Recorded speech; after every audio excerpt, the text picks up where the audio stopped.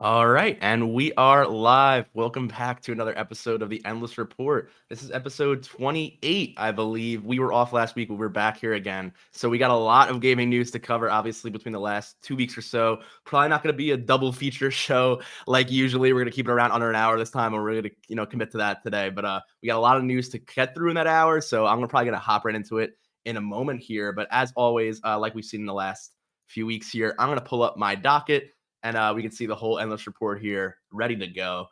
So as you see, as I pull this up here, we're starting off once again with the Last of Us HBO series. So early last week, a little after our last episode, we got a full trailer here for the HBO series. So I thought to start off the show, I would just play that through because we could talk about this game and this series, rather, this TV show and this game series so much on the program here. So I thought I'd start off our show today just showcasing that trailer. As always, I'm not going to be playing audio here, just for the sake of your ears here. It's not great on the stream, but I will be putting captions up here so that we can all see some of the subtitles along if you're a fan of the series and want to read that. But if you are a huge fan of The Last of Us and you are planning on watching this show in general, I would recommend going and watching this trailer separately with the audio. I think it was very well done, but I just figured I would play it in the background, as a little bit of a background footage here so I could discuss my feelings, my thoughts on the show again so far.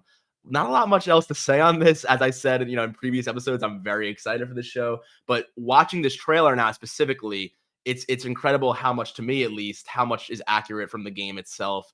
We see some more shots here of the clickers, the zombies from the Last of Us universe. But if you had looked earlier in that trailer, there was some graffiti on the walls. There was some shots of like this DMZ zone in the post-apocalyptic world of The Last of Us, and so many things there, like the fonts even of the graffiti were similar, like the exact font in the game. A lot of direct references. You see a lot of here direct shots from scenes from the opening, chapters of the game that look shot for shot done really, really, really accurately to the vibes, the feelings, the mood of the art style of the video game itself. That shot right there, especially. No spoilers, of course, for anyone who hasn't played the game, but very, very true to form, I would say, really respecting the source material here, and it's really exciting to see that. So coming from HBO, again, a lot of video game shows, we've had this discussion on the show in the past. There is some wariness to it. Will it be a hit or miss? With this one, I'll knock on wood. I wouldn't want to jinx anything, but I'm very excited that this one is going to be something really special. Just given the showrunners, the cast, everyone working on it. In fact, it's an HBO production. The fact that they're putting more money into that than they have into even House of the Dragon and Game of Thrones, which is really saying something. So yeah, seeing the rest of that HBO to the end, it really goes to show how much of a big focus for HBO this program is, and I'm personally very excited for it. But that being said, I will cut away from this for a moment as I switch, because we're gonna get right to our next story. As I said, we want to get right through everything today and move on. So we are gonna go right to our next story here. If you give me one moment, I will transfer that over. Let me just get a transfer shot here. 1 second, everyone. But as you'll see, our next story is something out of the blue here, a new game announcement, actually, fresh fresh off the presses here. So I'm going to go ahead and just play this trailer, and then we can go ahead and talk about it a little more in depth here. But right here, as I play this trailer, this game is called The Finals, and it is made by Embark Studio and Nexon, as you can see there. And I'll bring back our docket back up here so you can see that on the docket. But this game, just to, again, a lot I don't know here either, so we're kind of going in this together. But as you can see here, it's a first-person shooter, very fast-paced, energetic, seems to have some sort of large map scale and some very interesting combat mechanics here. We see some crazy superpowers, even levitation, some, a lot of particle effects. We see here these crazy smoke and dust, and you see these person turning into a ton of coins and particles. So a lot of destruction there. Again, something you would see almost in older Battlefield games. And I bring that up because this game is actually being developed by a lot of former Battlefield devs, people who worked on, I believe, Battlefield 3, the Bad Company series. You see people here, with these grapple hooks, these huge buildings collapsing and crumbling underneath each other.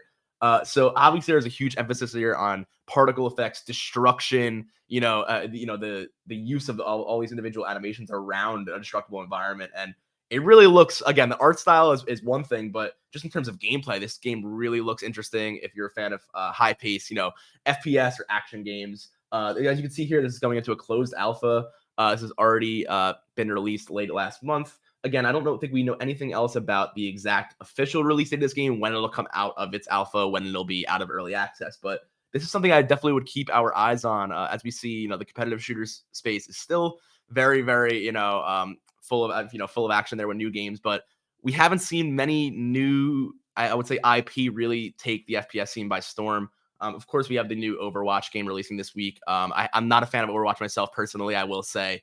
But I do know that it has a large following as well. And there's some controversy there with them shutting off the servers of the first game. So I know that the competitive shooter scene is a little bit an interesting spot right now. And I think a new contender like this is very interesting. So that's, again, just two quick trailers at the start of the show here. But I wanted to just show that off because I thought it was a cool trailer from last week. Very interesting games being showcased there. And we're going to get into our next story, which unfortunately is another delay. And this is a game, again, we've talked about a lot on the show, so it's unfortunate to see another delay for this game once again. But if you bear with me one moment, I'm just going to grab that article and we'll pull that up. Yeah, so here we go. Unfortunately, here, let me get this on screen for you guys.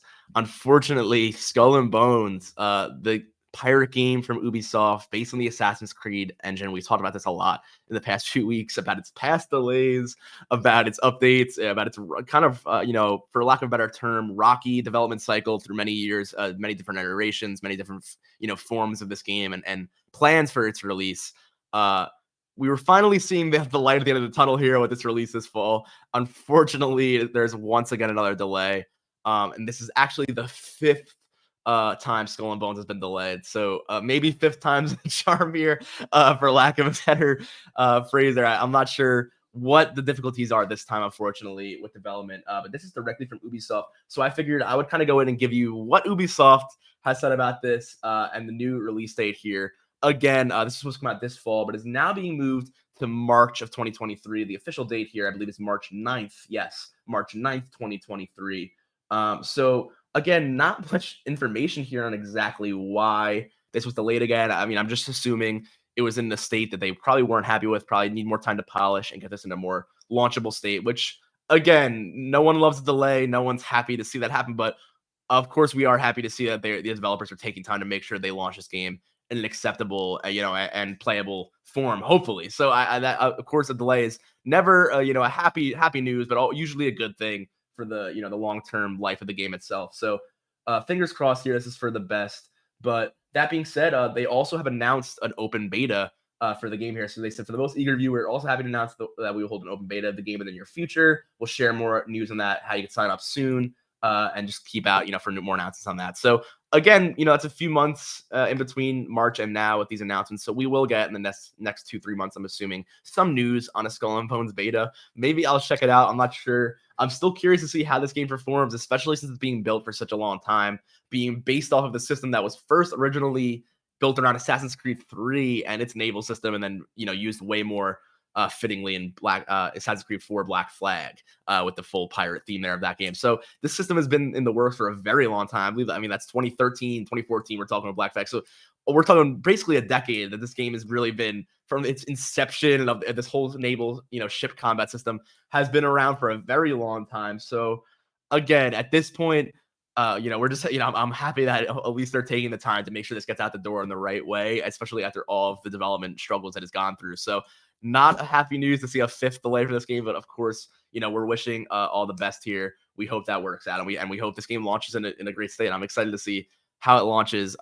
I will say though, I hope they can work on that UI. That was something that Ben and I talked about on the show earlier this summer when we first saw the demo for this game. They got an extended gameplay demo that a lot going on with that HUD and that UI, a lot on screen. It was a little cluttered. So I'm hoping that when this game launches, or maybe there'll be some options there, or some UI tweaks that we can do to really make this an immersive pirate experience. But we'll have to wait and see, from Ubisoft here. But fingers crossed that it's an exciting game. But again, not much more else to say on that delay. So I'm gonna switch over here, and we're gonna keep moving on through the news. Again, guys, we want to get through this pretty quickly today, so I appreciate you moving along with me here as we keep going on the docket.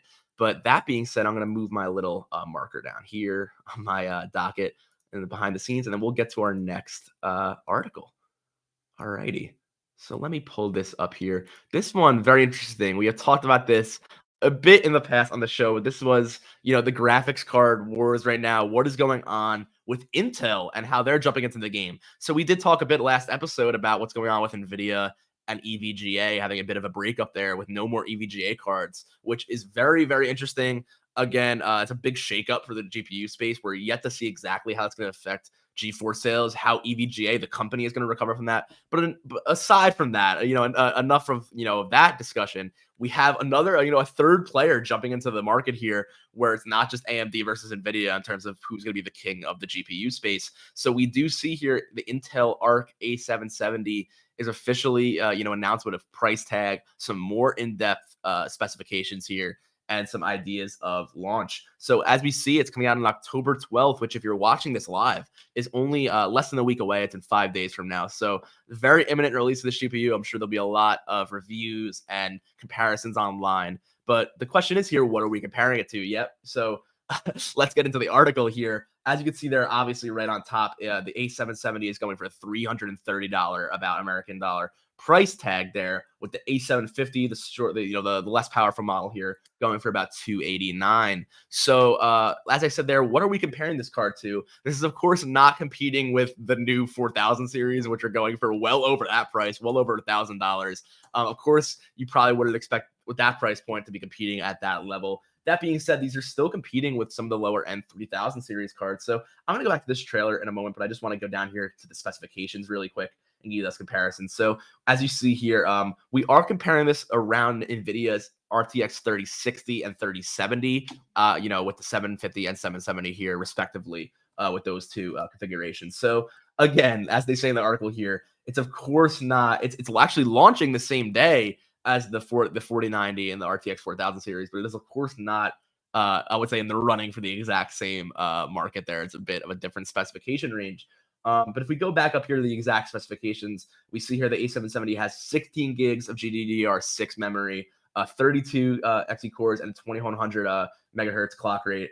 And again, I'm sorry, I'm getting some Discord messages here, some Slack messages on the side. Excuse me, have a lot of sound in the earphones here. But yeah, again, I said this last week on the show, and I want to reiterate that for those of you who are really big into hardware and tech and all that. I'm not the biggest expert on specifications, but I do dabble in a lot of, I love the idea of building PCs. I love the idea of getting the best, specs and frame rate for gaming possible. So I do know a bit about graphics card technology, but not enough where I can go in and give you a real in-depth analogy of all the cores and everything that's going on the inside here. So I would recommend, if you really are interested in technology here and you're curious on Intel's, design structure here, to look into some, some tech videos and some things that are really going in depth and analyzing it. Things like Digital Foundry, where you can see, the frame, how these things performing game by game and real benchmarks. I'm not someone who's doing benchmarks here. I don't have a test rig for any new GPUs. So while I love to cover these, I don't have these GPUs in hand, so I couldn't get real in depth on that. And again, like I said, I'm not the biggest expert on graphics card technology, so I wouldn't want to say anything that was misleading or anything like that. But as we see here, you can compare these relatively to the 3000 series, the lower end. I should say, the 3000 series with the 3070 and the 3060 from NVIDIA. Again, that being said, that's pretty much all I can really cover here on the Intel A770 and the A750, though I do think it's very interesting. And I would like to note some of their benchmarks they have personally here. So as you can see, these are direct comparisons with the A770 to the RTX 3060. If you can't read that on screen here, I'll it's a little bit bigger font for me. I can see if I can make this a little larger without totally screwing up the entire website. Maybe not. But if you can see here, and I'll read along with you, we see that, again, no actual frame rate, which I would have preferred on a chart like this. But you can see it's basically just comparing power 1-to-1 here, apples to apples. So if this is the 1 times bar, you see for Cyberpunk, it's about 1.1 times the power of the 3060. For is this Fortnite here? We have Fortnite. It's about 1.5 times the power, to be able to run that game on the A770 versus the RTX 3060. And to varying degrees here, as you can see, Fortnite's the highest range there.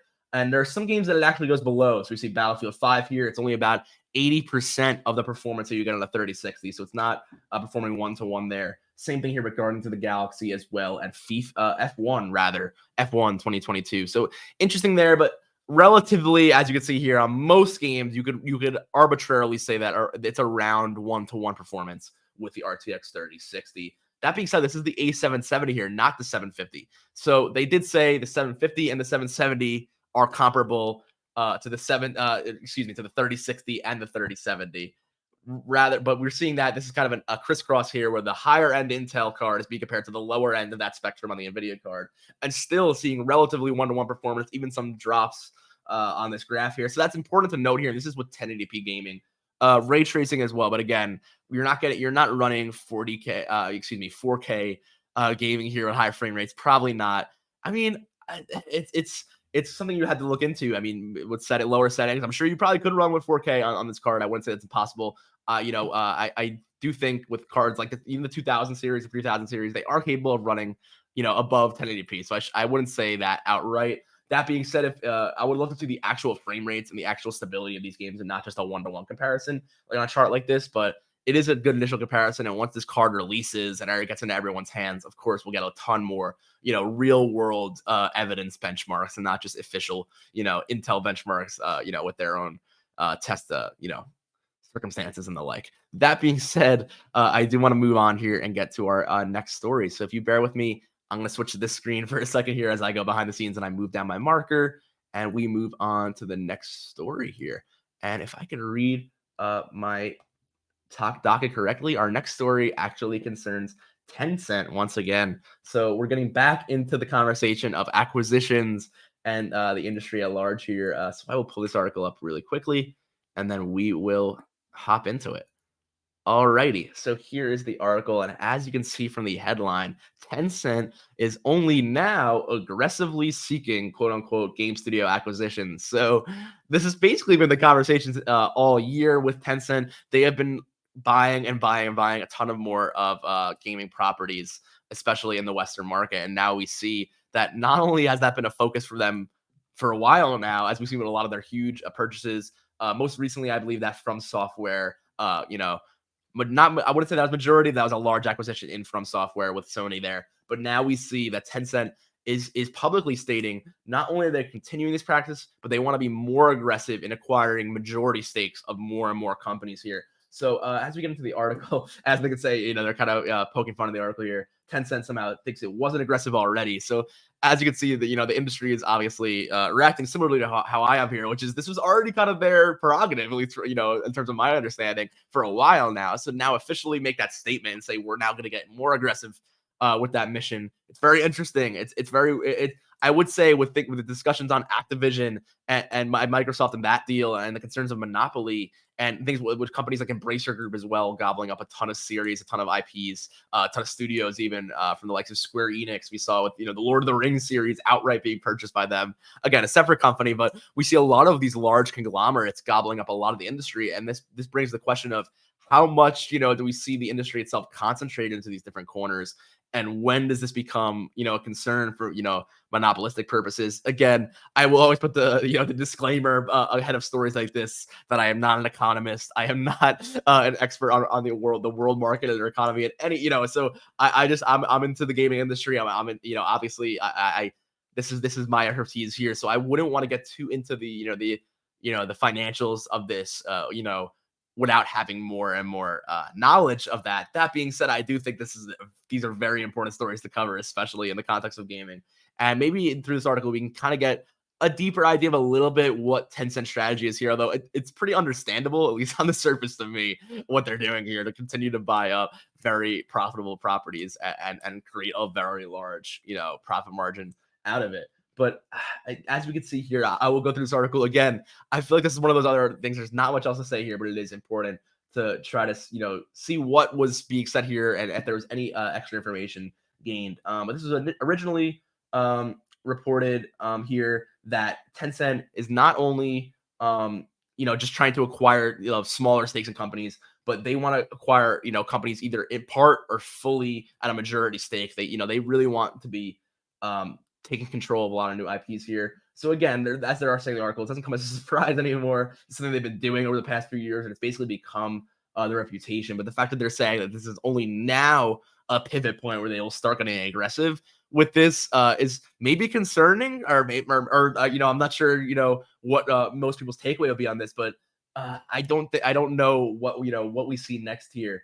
Again, there's not much else here other than this one quote that we see. The shift comes as the world's #1 gaming firm by revenue is counting on global markets for its future growth, which requires a strong portfolio of chart-topping games. Again, a very broad statement there, but I would say the important quote there is that this is the world's #1 gaming firm by revenue, and that's not stopping anytime soon. And it seems like they're very, very adamant on continuing to grow as the world's biggest gaming firm by revenue. And that's really something that's a very unprecedented statement there. As something that we wouldn't give credit to. You would think, with maybe companies like Microsoft or not Sony, probably not. I don't think many some people may think that, but I wouldn't. But some people, most people I think wouldn't think of Tencent or a company like that as the #1 in terms of revenue and gaming. But as we see here, that is the case. There was a quote here, I believe, as well. A spokesman from Tencent had said that they had been investing in foreign companies long before any new regulations by the Chinese government. So there is some concern there, with the Chinese government's regulation of the company, whether this is a government initiative or not. This is an independent move by the company. They have said that this is, of course, an independent move by the company. That is their public statement at the moment. And they have said that, again, one example of this newfound aggressive strategy is Tencent's $300 million investment in the Guillemot Bros, which we did talk about 2 episodes, I want to say, ago on the show, that large investment in Ubisoft. So they are not shying away from any, of the larger companies here. We've seen huge investments, as Ubisoft being a very, very prominent, Western company here. So we don't know what's next for these Tencent acquisitions. I could really see. I said this all the time in the show. I could see anything at this point. With companies getting acquired, any IP getting acquired. I really wouldn't be shocked with a lot of headlines these days when you see things like major Square Enix studios, or like I said earlier, the entire Lord of the Rings franchise. Besides the Tolkien original books by Tolkien, like to see the entire entertainment franchise be sold to a company like again, that's Embracer Group. I don't want to conflate the two companies here, but we see that these large gaming conglomerates with a focus on gaming that a lot of companies in the past haven't had. Again, of course, the Microsoft, acquisition is very, very notable, and is arguably the largest acquisition that we've ever seen. That being said, I think Microsoft is a company that of course, with Xbox is already had a mainstay in gaming for a very long time, but I think Tencent and these companies are just a little this is a very new phenomenon to see that these companies become so large conglomerates so quickly. So again, I digress here. I'm kind of getting into what is really old news. We're gonna have to wait and see how this pans out. And this is a discussion we have every week. How is the industry gonna reshape through these acquisitions? How is this going to continue to happen? But obviously, we see it's not going to stop anytime soon. It is, in fact, going to get more aggressive. So we're going to have to wait and see exactly what that means, how that plays out. But we have more stories to cover here, guys. So I'm going to continue on the docket here. Bear with me for a moment here as I hop on to our next story. But this one is unfortunately another bad news. I wouldn't say a delay here, but rather a cancellation of a large service. So if you give me 1 second, I will pull this new article up. But here is, unfortunately, Google Stadia, our beloved cloud game streaming service from Google, is officially shutting down. And I say beloved with a little bit of snark there, admittedly, because Google Stadia has had a rocky lifespan, unfortunately. It has been a program which, unfortunate to say, like many Google programs, did not have the most long-term support here. This was a big step for a lot of things, though, and I think it should not, be underappreciated here for cloud gaming, because I think without Google Stadia, you don't have the cloud gaming developments that we see with Xbox Cloud, with PlayStation doing their PlayStation Now services and their new evolution of that with their PS Plus cloud gaming services and the like. Steam, Steam's cloud and their remote play services. Of course, these are all things that we see across the board now. Input lag and the like is still very much a concern, and then just the general lag there you get with cloud gaming. But Google Stadia was the first project that really emphasized this, and really emphasized the idea of wireless, console-less cloud gaming streaming of high quality games right to your TV, right to your device. I don't want to, I said RIP. Excuse me, Google Stadia here. Got a little bit of a tongue twister there. I'm gonna take a sip of water. Lots of talking here. We're monologuing for an hour straight on the stream, guys. So I appreciate you bearing with me with that. But yeah, I think it's one of those things where, like I said there, I wrote RIP Google Stadia. It is a bittersweet ending where it's not a service again I use regularly. It was a service that a lot of people had complaints with didn't have the best services for certain games, did have some issues with input lag itself as well. But for many people, did work pretty well. I don't want to undersell it that it was a total complete failure there. It did have its benefits, but again, it just did not have the support either from the community and then subsequently really from Google itself to last long, at least into the future for now, we should say. Do I think this is the end of cloud gaming or cloud services from Google?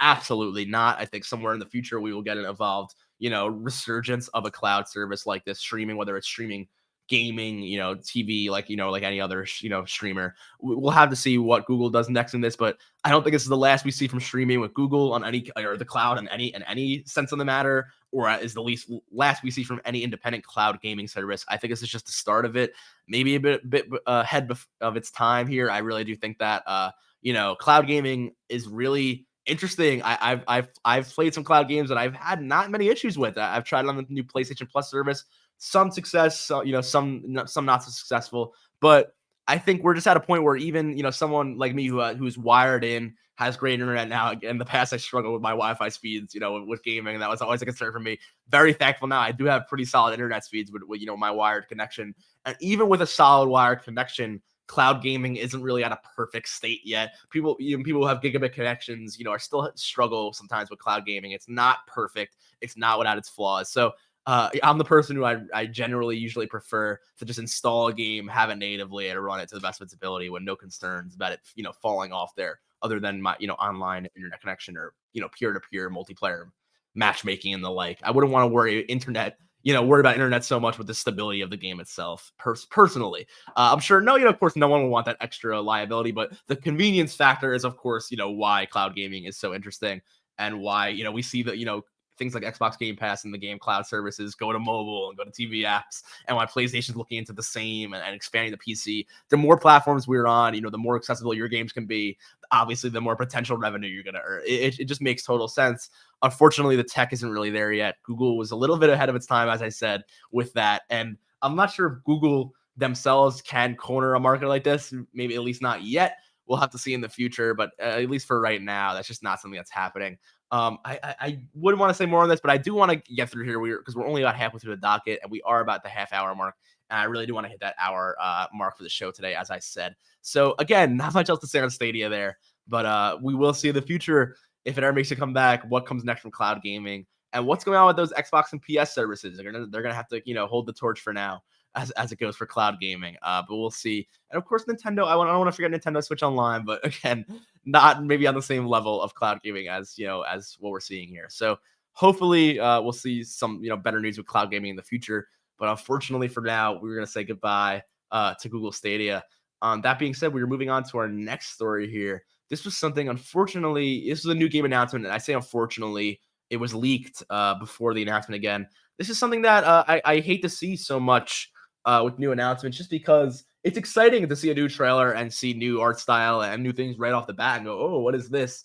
Unfortunately, this game leaked early, and as you see here on the screen, this is Need for Speed Unbound. So I want to say 2-3 days ago on Twitter, I saw a few screenshots of the art style of this game. This was Need for Speed Unbound, a title leak.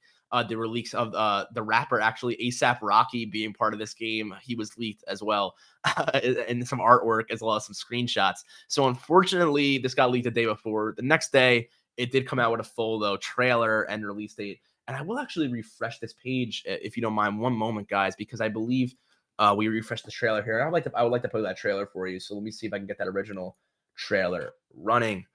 Bear with me here. Here we go. Okay, so we'll wait for some advertisements to play here on IGN. That being said, some details before I get into this. This is running on the Frostbite engine. If you don't know, that's the engine that the Battlefield series runs on, and some older EA games. But very powerful engine. We really haven't seen the height of Frostbite for a while here. Obviously, Battlefield 2042 is our latest example, and it is an unfortunate example, of a game using that engine. Everything that is done in that engine is really beautiful in that game, and that engine still continues to be one of the best, most beautiful, I'd say, engines I've ever seen in terms of lighting and particle effects and the like. Again, we're in the world now of ray tracing and a lot of new technologies when it comes to lighting and the like. And Frostbite is really unproven, I would say, in terms of like a new high profile release. So I'm curious to see how that works out. But they're saying Need for Speed Unbound is running on the Frostbite engine in 4K 60 FPS. So I'm going to play this here as I speak on that. As we see here, right off the bat, this looks a little different than in our traditional Need for Speed. We have this cell shaded art style here, a little cartoony, not very photorealistic, especially when it comes to the player characters inside the cars. And here we see, of course, we have ASAP Rocky joining the games. We have a little celebrity flair here now in the Need for Speed franchise. But as you can see, some more, that impressive, graphics, some of that photorealistic gameplay with those cell shaded cartoon visuals within the art style there. So very quick snippets of that. But as you can see, it's not I wouldn't say it's a cartoon art style in general, but you have all these effects and these crazy, on screen. You saw those the X's and O's and those little like air effects, those little graphics and like almost comic book esque type little insignias around the realistic setting. So I think it's a pretty interesting art style. I think something different from Need for Speed is cool like this. I like this whole drift car kind of aesthetic they're going for here. The neon lights, it seems really cool. So again, Need for Speed is something that we always look out for. This is the first Need for Speed game actually. I do want to note this in a long time that's being developed by Criterion Studios, who developed the original Need for Speed series. No, I shouldn't say. I was going to say Unbound again, but Need for Speed Most Wanted and some of the original Need for Speed games that had a real big following back in the day.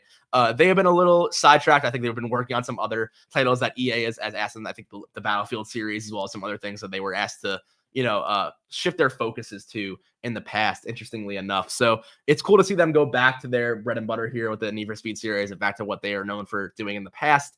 Again, hopefully that ends up being really cool, but that's about it for Need for Speed Unbound. So I do want to move on here and continue on. So again, as I said, we have about 20 minutes left and there's a few big stories here on the docket. So our next one goes back to PlayStation actually, and concerning a lot of their strategy, a lot of what I would say is kind of their reactionary strategy. And let me get that next article up. Apologies.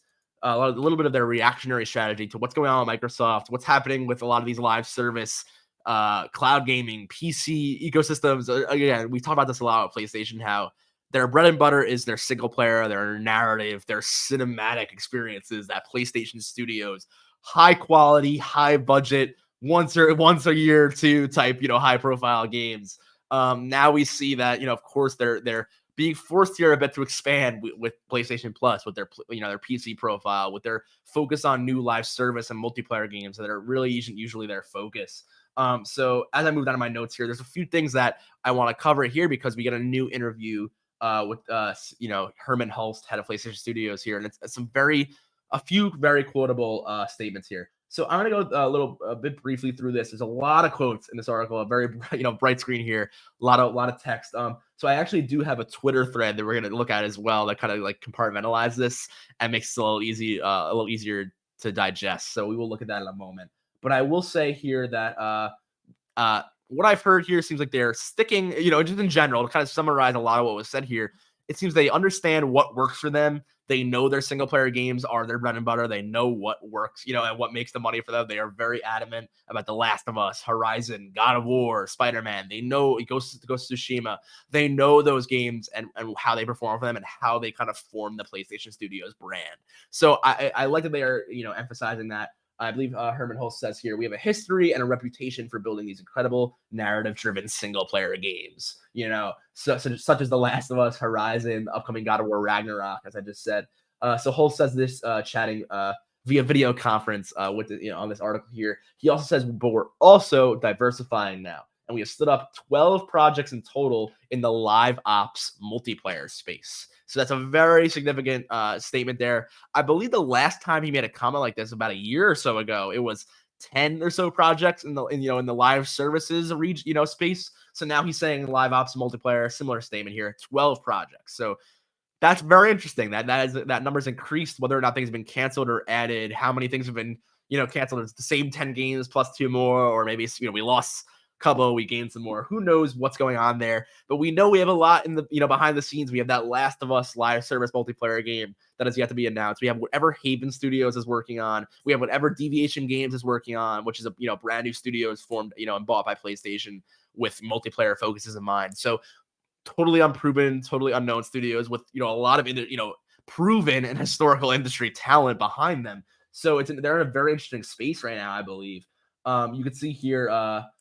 this is just a description from the article comparing what he means by live ops, and they're comparing it to a game like Fortnite or Apex Legends, to describe what he means by live service games, and them getting into that kind of revenue stream. PlayStation doesn't have the kind of game that their players sign on every month for new skins and new activities and new events, and had that constant revenue stream, like a battle royale like Fortnite or Apex or something, like Call of Duty with their battle passes and games, every game that has a live service approach like that. So Sony wants a bit of the, the piece of the pie there. And I think they have a good focus here where they realize what works with their single player games, but they also realize how stagnant that profit is. It's gigantic profit, but it's also very, one and done. Here's the release, and then this game will continue to perform over time. But that comes with marketing and other pushes to make sure that game's still performing. And the release date's really when that hits hard. So they want to get into those types of games where every single month you're getting more and more revenue from the new event, the new consumables and everything else people are spending their money on month after month, whether it's a battle pass or individual cosmetics or the like. So of course, Sony is saying we could, maybe get into that space as well, and maybe even use those profits to continue funding our other, our large blockbuster cinematic projects and the like. So again, who knows exactly the thought process there? That seems to be the thought process, though, at least on my end of things. And the fact that they are re-emphasizing their focus there and their commitment to what they've done well, I think that this is something that, I think they want to recommit to here with their profit margin and say, look, we're still doing that. We're still doing that here, but we have this other profit margin that's going to make sure that is that's working out. I'm just me one moment here, just responding to something real quickly. Bear with me here. Sorry about that, guys. But yeah, so that's about it here. I know I've had this huge block of text here. You can see it's kind of glaring on the screen here, even at me, if you can see in the corner here. So I'm actually going to switch this over because in the same story here, we have another, like I said, a Twitter thread who Nibel here on Twitter, somebody I follow on Twitter, who's often summarizing a lot of game conferences and a lot of gaming news. So shout out to him because he gets a lot of great news, very bite-sized chunks here sometimes on Twitter. It's great to read. So I want to shout out there. But we see here with this new interview that he's got some bullet points of what he said. So as I just said, live service games are coming from these newly acquired studios, like I talked about already there, and Sony's internal teams as well. So like I said, they had that Last of Us game from Naughty Dog. There's a few other things there. I'm sure that some other studios, again, we had Ghost of Tsushima do their take on multiplayer with Ghost of Tsushima Legends. Maybe Sucker Punch plans a bigger multiplayer component for the sequel to that game on top of their single player sequel. Maybe they could have a larger scale multiplayer game that Sony is able to market and make a live service and continue on with. So who knows? A lot of their first party, IPs could do the same. Spider-Man, I don't know about live service with Spider-Man, but maybe a co-op mode, maybe some sort of multiplayer mode that they could add suits or skins to. I'm not sure how I'd feel about that, paying for something like that, or month-to-month basis, but that seems like maybe something that could happen, but probably not with that IP. Again, but seeing that it's internal original IPs that are already existing as well is an interesting statement there. They say SP titles still the most profitable ones. I think they mean Sony Productions, or maybe they mean Sucker Punch titles. I may have to go more in depth on that because I want to make sure I'm getting that right with that bullet point. But as we see here, this is the other big statement here, that PC versions are as well as, like I just said with these live service projects, the PC ports of a lot of these single player games are very much helping them invest in bigger projects. So like we said in the past, re-releasing a game on PC gives them an opportunity here, to then say, well, we can take all that profit from all this, this re-release and put that into either the sequel or other projects going forward. So it's a no-brainer for them. It's not great for those players who have to buy a game twice, but again, if you're on PC and you didn't have the opportunity in the first place, it's better than it not being on the platform. So again, this seems like a good strategy for them to get some extra profit here and to use that to fund their future projects. Then again, that's about it from these tweets here. There was this news here about Death Stranding, which I did want to cover briefly because they are saying that the Decima engine, which Death Stranding uses as well as Horizon, is also being used by a few other studios. So this engine is actually very impressive. If you played Horizon Forbidden West or Zero Dawn or even Death Stranding recently, you would probably know a bit about this engine and its visuals and its particle effects and everything it does. Of course, to each engine their own. Every engine has its strengths and weaknesses. But that being said, pretty strong engine here, and Sony's confirmed that other studios within PlayStation Studios are using it and taking advantage of that. We did get more news I didn't want to update here. This is not its own story, but just really briefly, we talked a few weeks ago about the Death Stranding potential sequel, and that Kojima was teasing things. He had teased a picture of the actress Elle Fanning, and just made a kind of statement that said, "Who am I?" It was a bit of a teaser trailer. We got more confirmation on that this week. That not only is that using the Decima engine, probably is the sequel to that game, but that is confirmed. That is the actress starring in that sequel. So we're gonna have to wait and see how that game pans out, exactly what's going on there. But interesting news to see that not only them working with their engine, but other studios as well working on that game engine. So pretty cool there. That being said, the last announcement there with PC, as you can see, is that live service games will launch on PC and PlayStation day one. So this is very interesting. I believe his other statement, as we've seen with our past single player releases like Horizon, like the Uncharted release, like Spider-Man, all these single player games have released about a year or so or more after. That's kind of been the cutoff. They wait at least a year to release it on PC. But they're saying, of course, with live service games and with cross-play and multi-platforms, you want everyone playing the same game on day one. You want PC players and PS4 players, PS5 players in the same servers at once. So with their live service games that they're going to be releasing on PC day one. So that'll be very interesting to see Sony going with a PC, focused approach, not retroactively, not re-releasing older games, but full on day one, becoming a PC studio, which is something they've never done before. We've seen in the past few weeks them launch their PC launcher with some kind of code inside that Spider-Man PC release. So we know that PC launcher is coming soon. They're going to compete with Steam a little bit. I'm not compete with Steam I shouldn't say it like that, on that kind of level, but they want you to have their program on your computer and they kind of facilitate through there.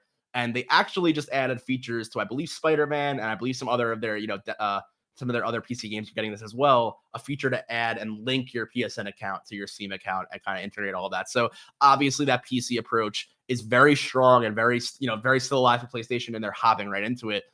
That being said, we did get rumors that Returnal as well. Again, there's a lot of PlayStation news. I'm kind of just throwing it all in this story here. Returnal, released about, I want to say, a year and a half ago, 2 years ago now, is coming to PC as well. This was not confirmed, but it was leaked online, and there was actually leaked gameplay footage of it running on PC and that build happening. So I would softly say that is confirmed. Again, I wouldn't want to, jump the gun there, but that we could really expect that announcement probably sometime soon, as we have seen that as leaked online.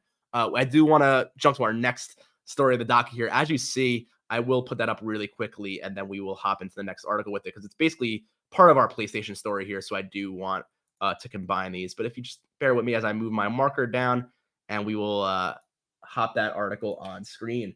But sticking with Horizon and PlayStation and PC remakes and all that, Horizon Zero Dawn is maybe getting a remaster. So this is an interesting one. Obviously, right off the heels of the Last of Us remaster, we had talked a lot about, was that needed? Was that not needed? It's a relatively new game, 10 years old. Of course, I shouldn't say relatively. Relatively is why I say relatively new, but it didn't really need that update. But then again, it did get that update, and it's very much in a very nice, polished, modern state, ready to go for the newer audience once that HBO show launches. So similar idea here. It looks like with Horizon, with that TV show launching for Netflix, that they think, all right, let's go back. Horizon, Forbidden West has done pretty well. Unfortunately, this series has always been overshadowed by other game releases. The original release, I believe, Zelda Breath of the Wild was right around the corner. So again, another huge open world game that changed open world games, for forever really, and changed the way we think about open world games. Came out when Horizon kind of came out with the traditional, here's markers all over the map. Beautiful game, very different. It had a different art style, these robotic dinosaurs, an interesting environment and narrative. But again, very much a traditional open world game that wasn't really pushing the boundaries, I would say, drastically in terms of how an open world game functions. So you have this game launch, and then Zelda comes out very soon afterwards and kind of takes its shine, it takes kind of the sunshine away. Then you have this, Forbidden West launch in 2022, and Elden Ring, the biggest, open world or RPG game in really years and years, comes out. It has this huge cultural, moment that kind of overshadows this release as well. So I'm hoping that once this TV show comes out, once these releases come out, there's a little more resurgence of attention to this series. But that again, it seems like Sony understands that they need to do the same they've done for Last of Us and get this game into a PS5 kind of state. Some people are not very happy with this. I understand that. This is not a game. This is definitely not a game that needs a remaster. And I've seen some articles saying, this is kind of there was one article that had a title that this is the remaster we deserve, meaning that they were saying that as long as people keep buying this stuff that are unnecessary remasters, they're going to continue to make them, whether or not the game was made 2 years ago or 10 years ago. We're going to see a Ghost of Tsushima remaster. We got the director's cut last year, so I don't know why they said that, because that kind of was the remaster, but that's what that article was trying to say. And I do get where they're coming from there. Then again, I think the TV show context is what a lot of people are missing out on. I'm not saying that justifies it. Again, I'm not going to pay $70 for a game that I already own and maybe don't really need to have the updated visuals on until it's on sale. So I'm not buying this personally. I will agree there. But then again, you are forgetting, I think some people are forgetting the TV context, the cross marketing there, them getting a whole new audience and then wanting to have that audience play the first game on this ideal state. So I understand why they're doing it from a marketing perspective. It makes sense. Then again, some, people aren't as always happy with remasters and remakes these days, especially when they're so prevalent and they're not happening for a lot of the older series that people are really clamoring for. We think of like games like Sly Cooper or Infamous or some of the older PlayStation series that really could use some remaster or remake, of the original games. So again, it's we could always say what if or should be this, should be that. But then again, I'm happy to get what we are getting here. And it doesn't mean that those other ones can't happen. So I don't think it's too much of a negative there. And again, once the TV show comes out and all the hype is around that, I think we will be happy to have an updated version of that first game. So that being said, I'm going to move on here. We have about 7 minutes left, and I got about 3-4 stories here. So I'm going to go really quickly, guys, if you don't mind. And we may skip that. We may briefly touch that last story because it's really not even. It was just kind of a fun last little thing to talk about. So here we go with Activision. I'm going to do this really, really briefly. So we got news here that Activision Blizzard's CCO, their Chief Compliance Officer, Francis Townsend, has stepped down.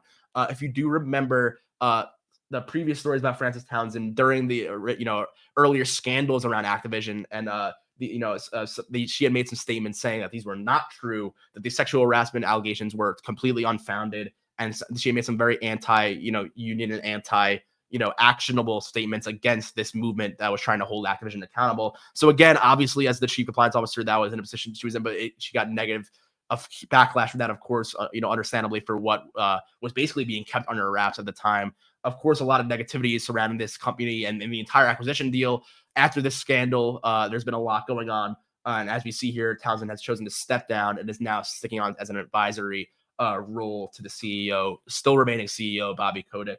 That's about as much as we could say there. Again, we see here they comment here on the past that she called the allegations distorted and false, which later proven to not be true. That statement was pretty much false itself, and was now made a statement following off that saying that she was following legal counsel's guidance on language. Of course, that was a very corporate-headed statement, made by with lawyers and corporate speak in mind. Of course, that being said, that wasn't not a favorable public image experience there. Unfortunately, it's not great news for Activision, and we're hoping that with this, hopefully these are things are for the better moving forward, Activision. But again, with everything going on with the Microsoft deal, a lot going on there, so a lot of to be talked about. But I am rushing here because we have 5 minutes left, guys. So apologies there. But as we can see here, we have Xbox launching a website actually to show the benefits of an Activision Blizzard buyout. So with all the criticism going on, with all the talks, they were actually just cleared by the Brazilian Regulation Board, which they've been on review for a while, and we had talked about it on the show. That being said, they are still under regulation and under a lot of review from the UK, from the US, and from a lot of other regions on whether or not this buyout should be accepted globally. So as you can see over this headline here, I'm just going to jump right to the actual website. But Microsoft has made this own website, kind of just like selling their own decision and saying this is why this is a good deal. And I wanted to get pretty in-depth on this. I'm gonna go through this pretty briefly though, as I said, because we have 5 minutes here. But they're saying it's a benefit for players, it's a benefit for game creators, and it's a benefit for the industry. You can game on more devices, more games on more devices, which is 100% not true, because all of their games are now not going to be on PlayStation, especially not Call of Duty and eventually Bethesda games, but eventually they're not going to be on PlayStation. So saying that they're going to be on more platforms is just a complete falsehood. They're saying that this could be better for mobile gamers, which I don't doubt, because the Game Pass program is expanding and it's helping them expand their Game Pass program. But there is something else they said here, which is greater competition in traditional gaming, where Sony and Nintendo will remain the biggest, which doesn't really make any sense to me at all. I get why they're saying, of course, Sony and Nintendo hold a larger, share of profits when it comes to, versus the Xbox brand itself. That being said, Microsoft is not the Xbox brand itself. They are much bigger than the Xbox brand. And I think a lot of their smaller pocket of the market is not because of a lack of money or a lack of competition or a need for them to acquire, but more so their own bad decision making. And I hate to be so harsh, but this is something that's been on train since the launch of the Xbox One, where they have been making many decisions that have just been being backtracked, that have been forced to be backtracked to a more positive pro-consumer approach and to win graces back when really they have been making a lot of moves with studios, with games themselves, and have just been failing to release games for almost, I want to say 5-6 years now. So I don't think this is something you can really blame on not being able to compete with Sony and Nintendo when they're a much larger company and have just, I think, not been putting the resources they have into the right places. And I know that's kind of a harsh criticism, but that's the way I feel about it. So again, I have 2 minutes left and I wanted to make sure I got that. I said what my statement on that there, but that's kind of how I feel with this. I think it's kind of a funny website they decided to make here. That being said, I do want to move on and we're going to close up the show in a moment. All right, so I'm gonna get on to our next story with CD Projekt Red. This one, again, we have a lot going on here. If you guys give me one moment, actually, I'm just gonna make sure because I do have to hop to a meeting after this podcast, so I want to make sure that I am getting that set up. But we are gonna close this up very, very briefly. I'm just gonna get into right to this last story here. CD Projekt Red, a lot of shakeups here. Not only is the co-founder of the company stepping down as co-CEO, but they are introducing a lot of new plans for the future of The Witcher and the Cyberpunk series. So as we can see here with this Twitter thread, going back to back here again, kind of rushing out at the end of the show here. Apologies, guys. We have multiple new projects from The Witcher. So we have that new trilogy we talked about, The Witcher 4, which will have 5 and 6, full Witcher trilogy. Traditionally, in the way the series has always been. They also have 2 side projects. We have a full third-party action adventure Witcher game happening, which is planned on being more accessible to general audiences. So maybe a little less in-depth of an RPG and more of an action adventure narrative story type single-player game. And then we have another game by the Molasses Flood called Sirius, another project that they are being worked on, another American studio that is working on a Cyberpunk project. We also have Phantom Liberty, the DLC for Cyberpunk, and a full sequel to Cyberpunk 2077 called Project Codename Orion, as well as a new IP. So again, it's a mouthful, and I know I'm saying a lot here, but I'm going to have to get going in a moment here, and we will get ready with that. And excuse me, guys, I'm just going to have to, I'm getting a lot of messages here, so it's going off my earphones. I apologize for like the breaks in my speech here. But I'm going to get to our second to last story, and then we will close it up, I believe. That last story on the docket, you're going to see in a second, was just that Skyrim was re-released for another time, for another $70. Not really a story, something we see all the time, so that's basically that. But our last story here was the Dead Space. Uh, so we got a Dead Space for the original, a trailer for the original Dead Space game Remake coming up that is competing with the Callisto Protocol, as we have seen, which is created by the original Dead Space creator. So both games coming out this fall, original Dead Space Remake, as well as the Callisto Protocol. So very interesting to see that competition there, how that's going to play out. And we got a full trailer here from the new Dead Space, which is very interesting. I am just, excuse me, guys, I'm just pulling up a few things here. A lot of things pop up on my screen with this meeting. I apologize, but I unfortunately am going to have to get going in a minute here. So I do want to say thank you all for joining me as I close out with this Dead Space trailer here. It has been great. Again, sorry I had to rush through here this hour today, but it's been great talking through the news here. And I was happy to get through all the news that we did get through. So thank you again, guys, for joining. Some cool footage here from Dead Space. Really cool to see how that works out. Really gory, really gross, to be honest. Maybe not particularly my cup of tea, but I'm sure this will be a great game for those horror fans and those thriller fans. And I'll probably have to check it out myself because it just looks so good. But that being said, we're going to close out on that. I want to thank everyone for joining me and thank everyone once again for watching another edition of the Endless Report. I will see you all soon for next episode. But that being said, thank you guys once again. And take care. All right. We will see you guys soon on the next episode of the Endless Report. All right. Take care.